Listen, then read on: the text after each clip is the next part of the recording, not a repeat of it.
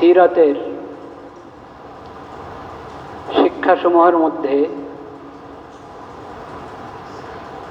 একটি শিক্ষা, একটি মৌলনীতি, একটি শিক্ষা, তবে সেটি একটি মৌলনীতি যেটা মানব জীবনের সব ক্ষেত্রে কাজে আসে। শিক্ষাটা হলো আতি কুল্লা দি হাক্কিন হাক্কা। চাইলে সবাই মুখস্থ করে ফেলতে পারবেন, ছোট্ট একটা বাক্য। আতি কুল্লা দি হাক্কিন হাক্কাহু, প্রত্যেক হকওয়ালাকে তার হক আদায় করো। যার যেটা হক তাকে তার হক আদায় করে দাও। আতি কুল্লা দি হাক্কিন হাক্কাহু, এটা শরীয়তের বড় শিক্ষা, বড় মৌলনীতি। নবী করিম সাল্লাল্লাহু আলাইহি ওয়াসাল্লামের সিরাতের বড় বড় বৈশিষ্ট্যসমূহের মধ্যে অন্যতম প্রধান একটি বৈশিষ্ট্য এই শিক্ষাটা। আতি কুল্লা দি হাক্কিন হাক্কা, কারণ আখিরি নবী রহমতুল্লিল আলামিন খাতামুন নবিয়্যিন হযরত মুহাম্মদ মুস্তাফা সাল্লাল্লাহু আলাইহি ওয়াসাল্লাম, তাকে আল্লাহ তাআলা আখিরি শরীয়ত দান করেছেন। হেদায়েতের আখিরি কিতাব, সর্বশেষ কিতাব আল কোরআন দান করেছেন।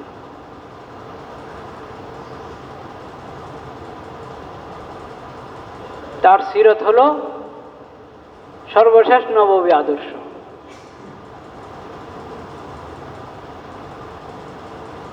এখানে আল্লাহ রাব্বুল আলামিন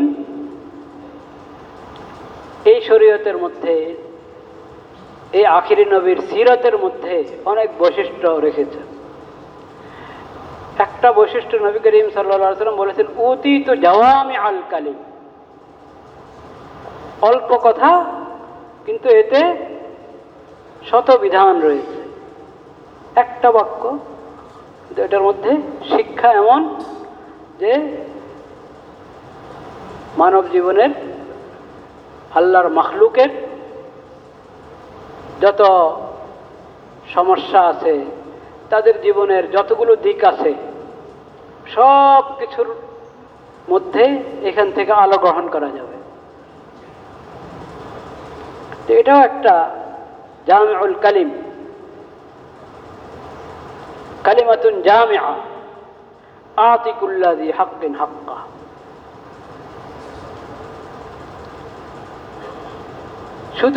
শুধু এই বাক্যটার ব্যাখ্যা যদি করতে হয় তো পুরো বছরের সব জমা আলোচনা করলেও এই বাক্যের ব্যাখ্যার হক আদায় হবে না।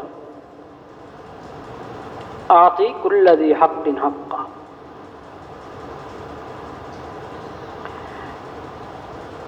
এখন আমরা হক শিখার জন্য, অধিকার শিখার জন্য, অধিকার প্রতিষ্ঠার জন্য যাদের দ্বারস্থ হচ্ছি, যারা আমাদের কাছে আমাদেরকে অধিকার শেখানোর জন্য এ দেশে আসে, বরং না এসেও দূর থেকে বার্তা পাঠায়, আমাদের এখানে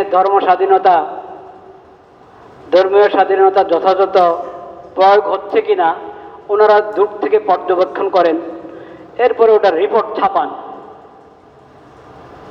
বাংলাদেশে ধর্মীয় স্বাধীনতা, সংখ্যালঘুদের স্বাধীনতা কোথায় কোথায় লঙ্ঘিত হচ্ছে সে রিপোর্ট ছাপায় ওনারা। ছাপে না? আমেরিকার সংস্থা আছে না, রিপোর্ট ছাপায়।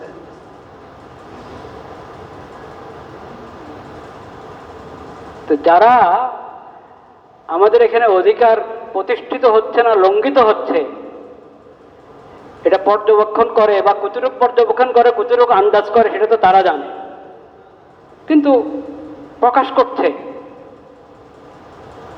রিপোর্ট প্রকাশ করছে। ওনারা পেরেশান যে এই দেশটার কি হবে, যে দেশে ধর্মীয় স্বাধীনতা, অন্যান্য স্বাধীনতা মানুষ যথাযথ পাচ্ছে না। হ্যাঁ, এই দেশের ভবিষ্যৎ নিয়ে, বর্তমান নিয়ে পশ্চিমারা পেরেশান কিনা? পেরেশানের ভাব দেখে না নাকি? তো তাদের কাছে এই নীতি আছে? ওয়া আতি কুল্লাযী হাক্কিন হাক্কা, নাই তাদের কাছে এই নীতি। তাদের কাছে আছে কি? তাদের কাছে আছে, শুনবেন, যেমন এটা শুনলেন, সংখ্যালঘু, সংখ্যালঘুদের অধিকার। কেন সংখ্যালঘুদের? সংখ্যাগরিষ্ঠদের কি দোষ? সংখ্যাগরিষ্ঠদের কি দোষ? ওদের অধিকার নেই? নারী অধিকার, পুরুষের কি দোষ? পুরুষের অধিকার নেই? হ্যাঁ,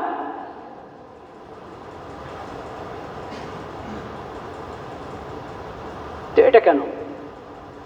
এটাই হলো প্রান্তিকতা। কি প্রান্তিকতা? হয়তো প্রান্তিকতা না, একটা লেভেল। অধিকারের, মানব অধিকারের বা অমুক অধিকার তমুক অধিকার, অধিকারের একটা একটা একটা মুখোশ, একটা লেবাস গায়ের উপর লাগিয়ে রেখেছ, মতলব ভিন্ন।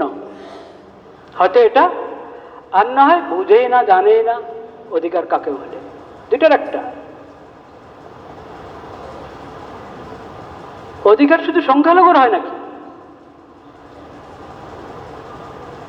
অধিকার যদি তোমরা বুঝতা তো নবীজির শিক্ষার মতো কথা বলতা, ওয়া আতি কুল্লাযী হাক্কিন হাক্কা, প্রত্যেককে তার হক কি করো, আদায় করো। যার যে হক তাকে তার হক আদায় করো, কারো হক নষ্ট করবে না।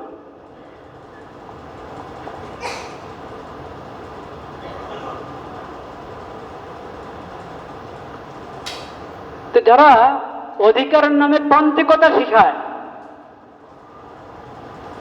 অধিকারের নামে বৈষম্য শিখায়, তারা কি অধিকার প্রতিষ্ঠার শব্দ, অধিকার প্রতিষ্ঠার দাবি করা তাদের জন্য সাজে?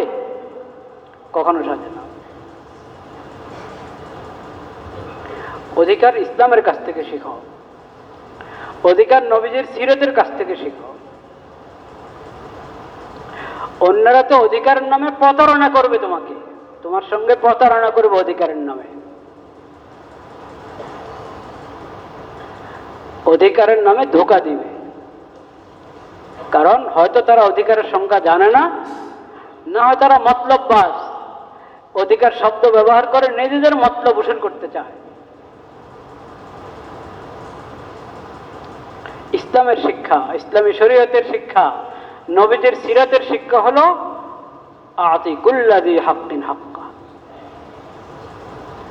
কি নারী কি পুরুষ, কি বড় কি ছোট, কি সংখ্যাগরিষ্ঠ সংখ্যালঘু, কে কোন ধর্মের, এই দেশে যদি রাষ্ট্র ক্ষমতা মুসলমানদের হাতে আর সংখ্যাগরিষ্ঠ হতো হিন্দুরা, কথার কথা, অমুসলিমরা যদি সংখ্যাগরিষ্ঠ হতো আর শাসন ক্ষমতা কার হাতে? মুসলমানদের হাতে, তখন কি বলতো পশ্চিমারা? সংখ্যালঘুর কথা বলতো?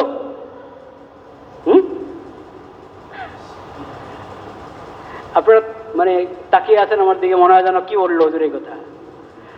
আমাদের মুসলিম উম্মতের এরকম অনেক ইতিহাস আছে যে মুসলিম শাসকগণ এমন অনেক এলাকা শাসন করেছে যেখানে মুসলমানদের সংখ্যা একবারই কম।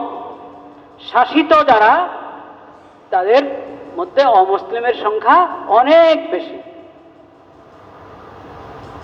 50 ভাগের বেশি না, 70 ভাগ 80 ভাগের বেশি সংখ্যাগরিষ্ঠ অমুসলিম, শাসন ক্ষমতা মুসলমানদের হাতে। তারা অধিকার পেয়েছিল কি পায়নি? পেয়েছে। এটা হলো ইসলামের শিক্ষা। ভাই মোবাইল উঠাবেন না, এটা হলো ইসলামের শিক্ষা।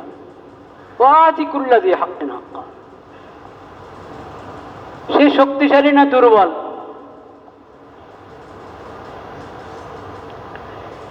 সে কোন রঙের মানুষ, কোন ভাষার মানুষ, কোন গোত্রের মানুষ, কোন দেশের মানুষ, তা কিছু না।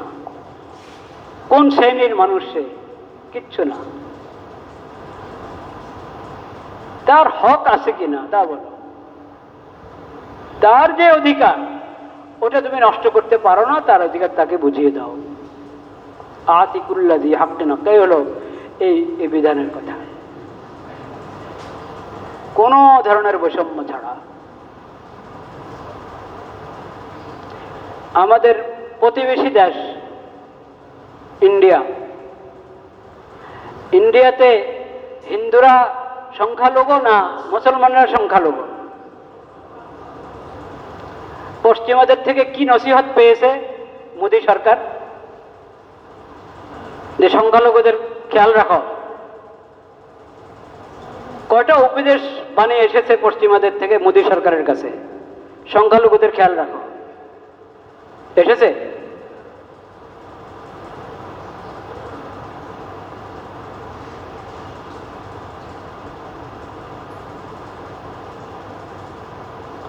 তাহলে বোঝা গেল সংখ্যালঘুর সংজ্ঞাও ভিন্ন। সংখ্যালঘু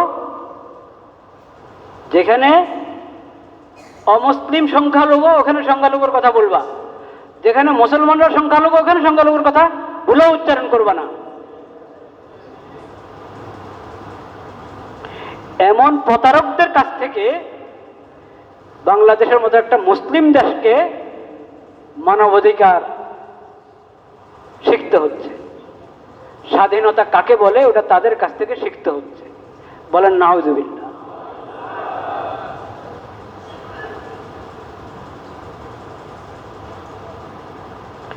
ইসলামের শিক্ষা মনে রাখি আমরা সবাই।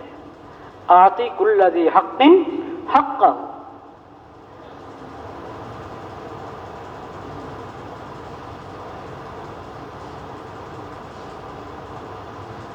জালিমের সংখ্যা যতই বাড়বে, মুসলিমের সংখ্যা যতই কমবে, মুসলিমের সংখ্যা যতই বাড়বে, জালিমের সংখ্যা যতই কম হোক, জালিম তো জালিম নাকি? জালিমের সংখ্যা কম, মুসলিমের সংখ্যা কি বেশি? শাসকরাই যদি জালিম হয়ে যায়, পুরা দেশ কোটি কোটি মানুষ শাসিত যারা ওরা মজলুম, শাসক অল্প কয়জন তারা জালিম, সংখ্যালঘু কে? তো ওদের পক্ষে বলবেন? সংখ্যালঘু তো শাসক, ওই শাসকের পক্ষে, জালিম শাসকের পক্ষে বলবেন? যে যত বড় তার প্রতারণা তত বড় পাপ, যে যত বড় তার মিথ্যা তত বড় পাপ, যে যত বড় তার জুলুম তত বড় পাপ।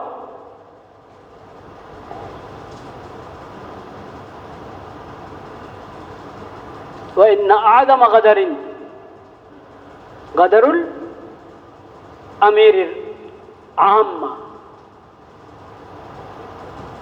বিশ্বাসঘাতকতা হারাম, প্রতারণা হারাম, কিন্তু যদি সেটা জনগণের শাসক সেই বিশ্বাসঘাতকতা করছে, সে প্রতারণা করছে, তাহলে এটা সাধারণ মানুষের প্রতারণা থেকে, বিশ্বাসঘাতকতা থেকে আরো বড় পাপ, বড় অপরাধ। তো সংখ্যালঘু সংখ্যাগরিষ্ঠ, ইসলাম এটা চিনে না। ইসলাম চিনে জালেম আর কি মজলুম। মজলুমের পাশে দাঁড়াও, জালেমকে তোমার যতটুকু শক্তি আছে, সামর্থ্য আছে, জালেমকে বাধা দাও, জুলুম থেকে ফিরিয়ে রাখো।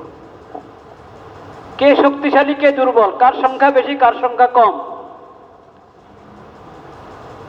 এটা দিয়ে হক নির্ধারিত হয় না। এটা দিয়ে হক কি হয় না? নির্ধারিত হয় না। হকের একটা মাপকাঠি আছে।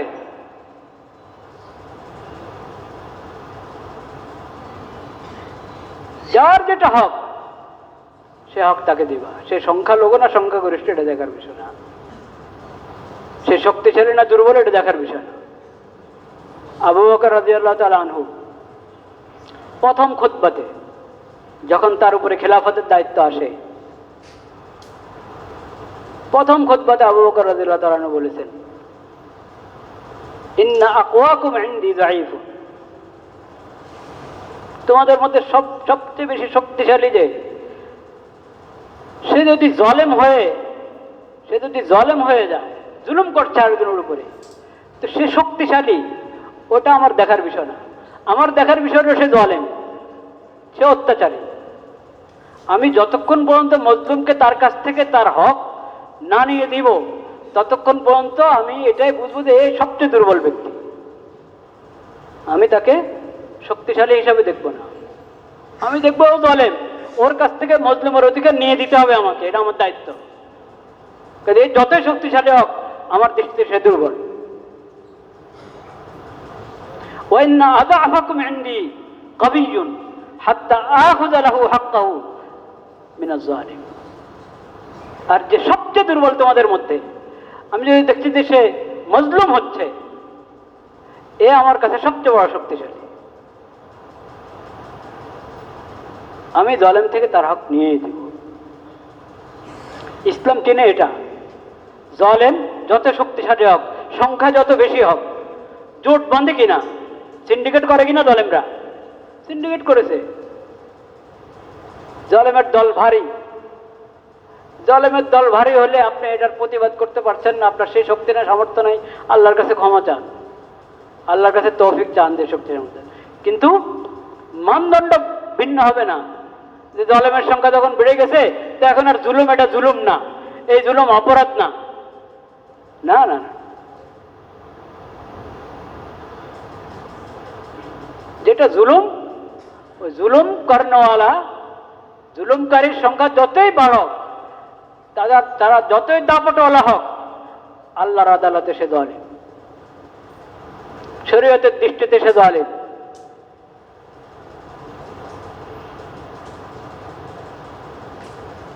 মজলুম, ঠিক এই কথা, লাখ লাখ মানুষ মজলুম হচ্ছে, এত মানুষ মজলুম হচ্ছে, তো আমি কি করবো, থাক, না না না। মজলুম, তোমার মজলুমের পাশে দাঁড়াতে হবে। একজন মজলুম হোক আর লাখ মানুষ মজলুম হোক, মজলুমের পাশে তোমাকে দাঁড়াতে হবে। জালেম একজন হোক আর হাজার জন হোক, তার প্রতিবাদ করতে হবে, যদি শক্তি সামর্থ্য থাকে তাদের হাত ধরতে হবে, জুলুম থেকে বারণ করতে হবে, যার হক নষ্ট করছে তার হক নিয়ে দিতে হবে। এটা ইসলামের শিক্ষা। জালেমের শক্তি বেশি হওয়ার কারণে তার জুলুমের নাম ইনসাফ হয় না, শরীয়তে ওটার নাম ইনসাফ হয় না।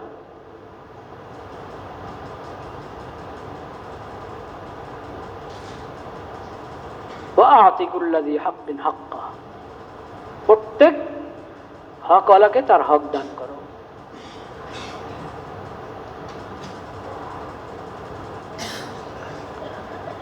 লা ইলাহা ইল্লাল্লাহ, লা ইলাহা ইল্লাল্লাহ, লা ইলাহা ইল্লাল্লাহ। তাদের রিপোর্টে ধর্মীয় স্বাধীনতা বাংলাদেশে যথাযথ পালিত হচ্ছে না, স্বাধীনতা পাচ্ছে না। কারা পাচ্ছে না?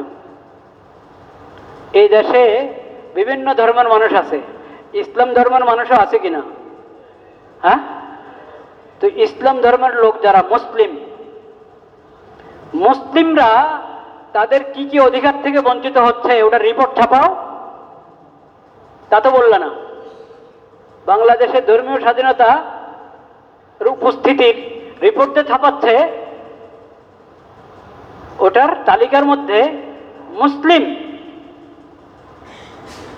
সংখ্যাগরিষ্ঠ, তাদের ভাষায় বললাম, ওদের কি কি অধিকার নষ্ট হচ্ছে ওটার তালিকা নেই,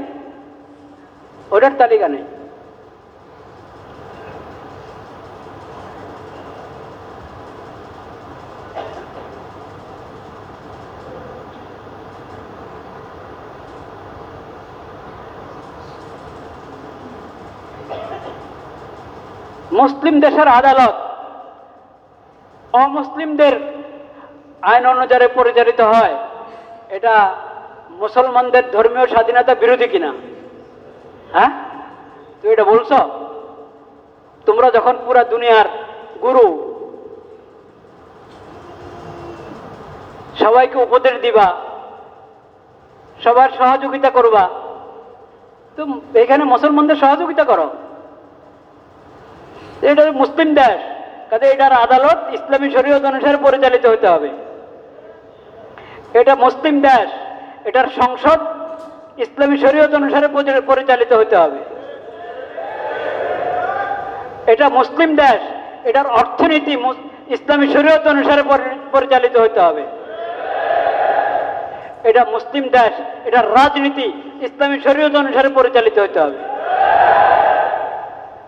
এই রিপোর্ট তো দিল না, এই রিপোর্ট তো দিল না। আমরা তো মুসলিম, আমরা আমাদের ইসলামী স্বাধীনতা, আমরা মুসলিম হিসাবে আমাদের ধর্মীয় স্বাধীনতা থেকে বঞ্চিত। তোমরা আমাদের দেশের সরকারকে এই নসিহতটা তো করলে না।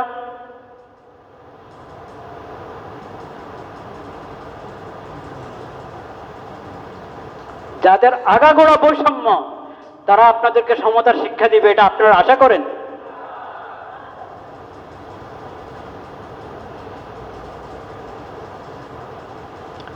অন্য ধর্মের লোকদের জন্য আলাদা আদালত থাকবে, আলাদা আদালত থাকবে।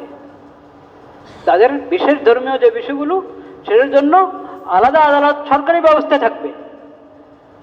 কিন্তু রাষ্ট্র ধর্ম যখন ইসলাম, এখানে অধিকাংশ নাগরিক মুসলিম, তো তাদের আদালত তো ইসলামী তরিকা হবে।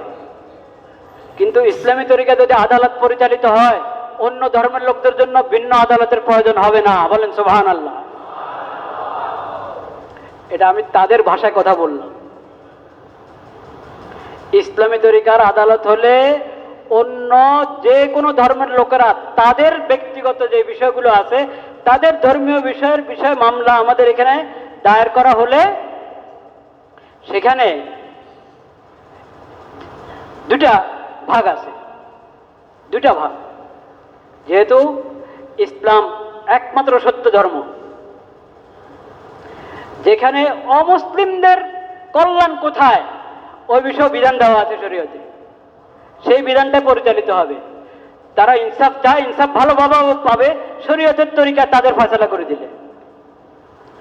আর একান্ত যেটা ওদের নিজস্ব বিষয় শরীয়ত, তাদেরকে তাদের যে ধর্মীয় স্বাধীনতা দিয়ে রেখেছে শরীয়ত, ইসলামী শরীয়ত, সে অনুসারে তাদের ফয়সালা করে দিবে আদালত থেকে।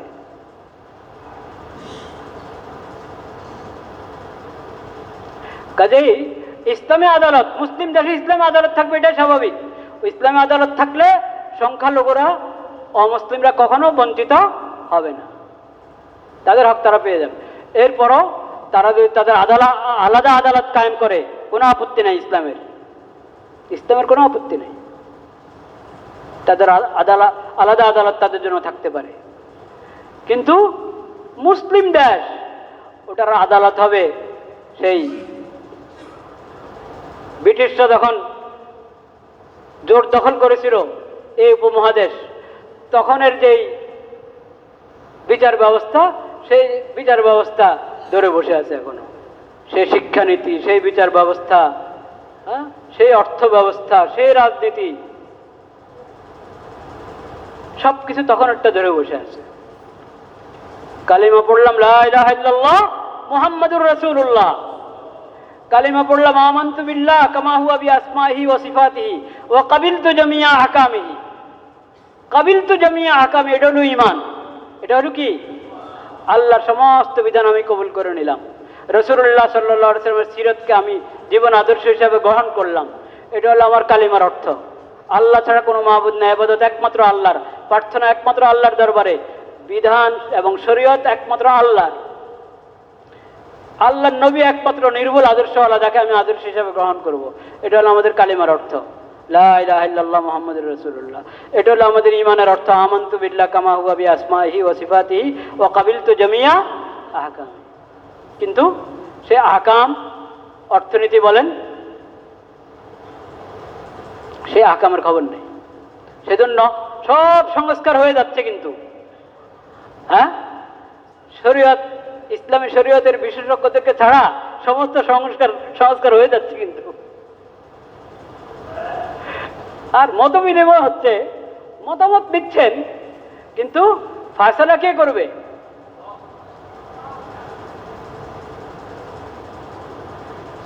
ওটা প্রশ্ন কিনা?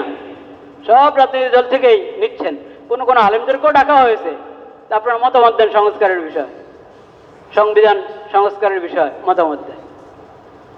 কিন্তু ফায়সালাটা কি করবে? মতামত তো নিলেন সবার থেকে, ফায়সালা করানোওয়ালা, তার ফায়সালার মানদণ্ড কি? তার ফায়সালার মানদণ্ড যমুনা প্রফেসর ইউনূস সাহেব, ডক্টর মাননীয় প্রধান উপদেষ্টা যেখানে বসেন, ওনার মাথার উপরে লেখা আছে কি? লা ইলাহা ইল্লাল্লাহ মুহাম্মাদুর রাসূলুল্লাহ।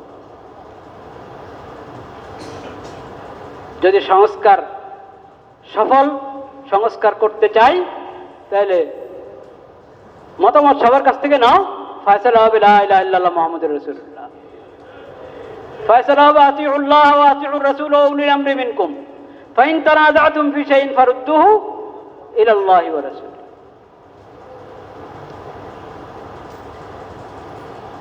যাক, সংক্ষিপ্ত বললাম।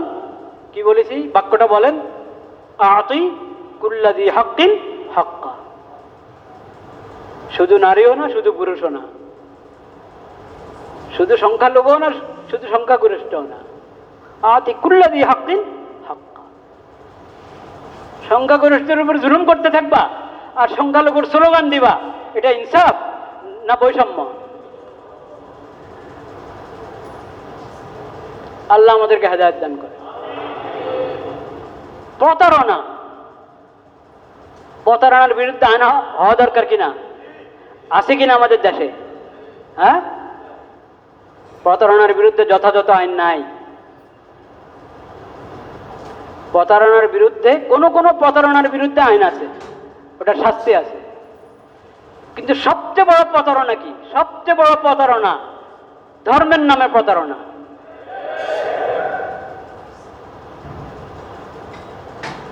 ইসলামের কোনো আকীদা মানে না, কোরআন মানে না, হাদিস মানে না, কোরআন বিকৃত করে, হাদিস বিকৃত করে, ইসলামের নবীকে মানে না, কিচ্ছু মানে না, তাও নাম হলো মুসলিম। প্রতারণা কিনা? এই প্রতারণার বন্ধ করার জন্য সরকারের উদ্যোগ নেওয়া জরুরি কিনা? কিন্তু কোনো উদ্যোগ আছে না? প্রতারণা করার আরো সুযোগ দেওয়া হয়। আমেরিকার রিপোর্টের মধ্যে যারা ধর্মের নামে প্রতারণা করে তাদেরকে সংখ্যালঘু হিসেবে পেশ করা হয়েছে। যারা ধর্মের নামে প্রতারণা করে তারা সংখ্যালঘু হতে পারে না, তারা তো প্রতারক। কাদিয়ানীরা ওরা কি সংখ্যালঘু? ওরা তো ইসলামের নামে প্রতারণা করছে। আখির নবী হযরত মুহাম্মদ মুস্তাফা সাল্লাল্লাহু আলাইহি ওয়াসাল্লামের অবমাননা করে, তাও লা ইলাহা ইল্লাল্লাহ মুহাম্মাদুর রাসূলুল্লাহ লিখে রাখে তাদের উপাসনালয়ে। তাদের উপাসনালয়ের নাম দেয় মসজিদ। মসজিদ মুসলমানদের না ইসলাম অবমাননাকারীদের? মুসলমানদের। তো তোমাদের উপাসনালয়কে মসজিদ কেন বলো? ওটার মধ্যে কালিমা কেন লিখে রাখো লা ইলাহা ইল্লাল্লাহ মুহাম্মাদুর রাসূলুল্লাহ? এই কালিমার উপর তোমাদের ঈমান নাই। কাদিয়ানীদের এই কালিমার উপর ঈমান নাই। তারা যে মুহাম্মাদুর রাসূলুল্লাহ লিখে রেখেছে, এই মুহাম্মাদুর রাসূলুল্লাহ মানে আখির নবী হযরত মুহাম্মদ মুস্তাফা সাল্লাল্লাহু আলাইহি ওয়াসাল্লামের উপর তাদের ঈমান, এটা ব্যক্ত করে না। এই কালিমার ব্যাখ্যা তারা নিজেরা তাদের বই পুস্তকে করে রেখেছে। তাদের বই পুস্তকে তারা এই কালিমার ব্যাখ্যা করেছে। তারা বলেছে মুহাম্মাদুর রাসূলুল্লাহ মানে গোলাম আহমদ কাদিয়ানী।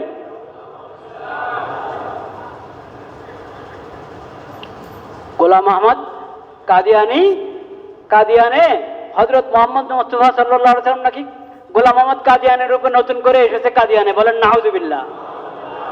এর চেয়ে বড় অবমাননা হতে পারে আখির নবীর? হযরত মুহাম্মদ মুস্তাফা সাল্লাল্লাহু আলাইহি ওয়াসাল্লাম এর চেয়ে বড় অবমাননা হতে পারে?